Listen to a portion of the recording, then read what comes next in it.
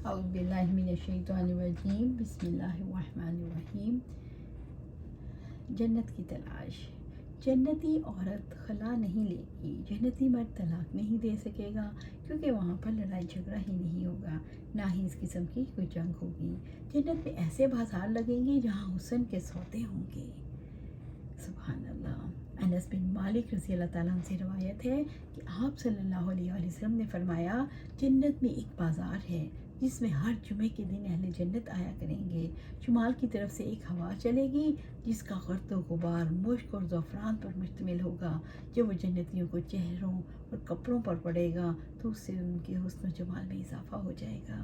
جو پلٹ کر اپنے گھر آئیں گے تو ان کی بیویوں کا حسن اور جمال بھی پہلے سے زیادہ ہو چکا ہوگا۔ بیویاں اپنے مردوں سے کہیں گی، واللہ تمہارا حسن و جمال ہمارے بعد تو بہت بڑھ گیا۔ جنتی لوگ کہیں گے، واللہ ہمارے بعد تمہارا حسن اور جمال بھی پہلے سے بہت بڑھ گیا۔ اسی طرح جنت کے درجات میں فرق ہے۔ ابو سعید خدری رضی اللہ تعالیٰ عنہ سے روایت ہے کہ آپ صلی اللہ علیہ وآلہ وسلم نے فرمایا، جنتی لوگ اپنے محلات سے جنتیوں کو دیکھیں گے تو ایسا محسوس کریں گے جیسا دور آسمان کے مشرقی یا مغربی کنارے پر کوئی تارا چمک رہا ہے۔ اتنا فاصلہ جنتیوں کے باہمی درجات کے فرق کی وجہ سے ہوگا۔ صحابہ کرام رضی اللہ عنہم نے عرض کیا، یا رسول اللہ صلی اللہ علیہ وسلم، اس بلند مقام پر انبیاء علیہ السلام کے علاوہ کون پہنچے گا؟ آپ صلی اللہ علیہ وسلم نے ارشاد فرمایا، کیوں نہیں پہنچے گا؟ قسم اس ذات کی جس کے ہاتھ میں میری جان ہے، وہ لوگ ان درجوں میں ہوں گے جو اللہ تعالیٰ پر ایمان لائے، انہوں نے رسولوں کی تصدیق کی۔ سبحان اللہ۔ ابو سعید خدری سے بیان ہے کہ آپ صلی اللہ علیہ وسلم نے فرمایا، قرآن مجید پڑھنے والا جب جنت میں داخل ہوگا اور اس سے کہا جائے گا، پڑھتا جا اور چڑھتا جا، پھر وہ پڑھتا جائے گا اور چڑھتا جائے گا، اس کے لیے ہر آیت کے ساتھ ایک درجہ ہوگا، یہاں تک کہ وہ آخری آیت تلاوت کرے گا۔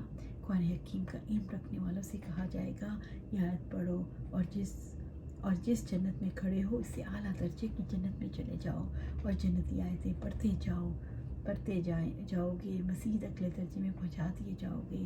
اس سے کہا جائے گا کہ ٹھہر ٹھہر کر تلاوت کرو، جس طرح تم دنیا میں ٹھہر ٹھہر کر تلاوت کیا کرتے تھے۔ تمہارا مقام آخری آیت کے ختم ہونے پر ہوگا، یعنی جس جنت میں تم حفظ کی ہوئی آخری آیت پڑھو گے، اس جنت میں تمہارا مقام ہوگا، اور وہاں تم اپنے محلات میں عیش و آرام کرو گے، حالانکہ ابھی مزید بہشتیں باقی ہوں گی، یعنی بہشت کے اگلے درجے بھی موجود ہوں گے۔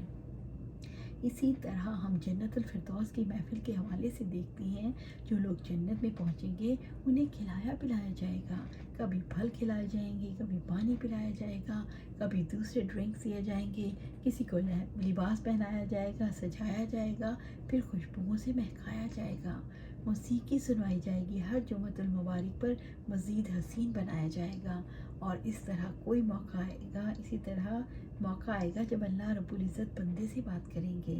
اللہ سبحانہ تعالیٰ فرمائیں گے، آؤ تم میرے پاس بیٹھو، تم نے جنت کا میوزک سنا، جنت میں بہت سارے لوگوں کی گفتگو سنی، تمہیں کچھ اس سے اچھا سناؤں، کچھ اچھا سننا چاہتے ہو؟ اور اس وقت اللہ رب العزت نبی صلی اللہ علیہ وسلم کو بلائیں گے اور انہیں ممبر پر بٹھایا جائے گا، جنت کا ساز ہوگا، اللہ کی تعریف کے بول ہوں گے، اور ساری محفل پر وجد طاری ہو جائے گا، جب رسول اللہ صلی اللہ علیہ وسلم اللہ تعالیٰ کی ہم سنائیں گے۔ اسی طرح ہم دیکھتے ہیں جنت میں جب سب لوگ چلے جائیں گے، خوش و خرم بہت سکون سے رہ رہے ہوں گے، اس وقت اللہ تعالیٰ جنتیوں سے بات چیت کریں گے۔ دنیا کے بادشاہوں سے ملاقات کرنا ہو تو انسان بہت زیادہ تیاریاں کرتا ہے، مثلاً اگر پریزیڈنسی سے بلاوا آ جائے تو ہر ایک کو بتاتا پھرتا ہے کہ فلاں ٹائم پہ میں نے پریزیڈنسی میں جانا ہے، خوب تیاریاں کرتا ہے، خوشبوئیں لگاتا ہے، ارینجمنٹ ہو رہا ہے، گاڑی پر بیٹھ کے تیاری کر کے مائنڈ میک اپ کر کے جائے گا، سوچیے گا بات کیا کرنا ہے۔ جنت میں اللہ سے ملاقات کا جو شوق ہے، جنتی اس کو محسوس کر سکے گا۔ یہ کتنی بڑی نعمت ہے، کتنی بڑی بلیسنگ ہے۔ جنتی جب وہاں پہنچے گا تو اپنے مالک سے اس کی گفتگو کس اعتبار سے ہوگی۔ جریر بن عبداللہ رضی اللہ تعالیٰ عنہ سے روایت ہے کہ ہم لوگ آپ صلی اللہ علیہ وسلم کی خدمت میں حاضر تھے، آپ صلی اللہ علیہ وسلم نے 14ویں کے چاند کی طرف دیکھا اور فرمایا، عنقریب تم اپنے رب کو اسی طرح بلا زحمت اور بلا تکلیف دیکھو گے جس طرح چاند کو بلا زحمت دیکھتے ہو. سبحان اللہ. اللہ سبحانہ تعالیٰ ہمیں ان میں شامل فرما. اللہ سبحانہ تعالیٰ ہمیں قرآن و سنت پر عمل کرنے کی توفیق دے، اس پر جمع دے. اللہ سبحانہ تعالیٰ ہم پہ رحم فرما، ہم پہ اپنا فضل عطا فرما. اللہ سبحانہ تعالیٰ ہمیں جنت الفردوس کے اعلیٰ مقام پر اپنے پاس گھر عطا فرما. آمین یا رب العالمین.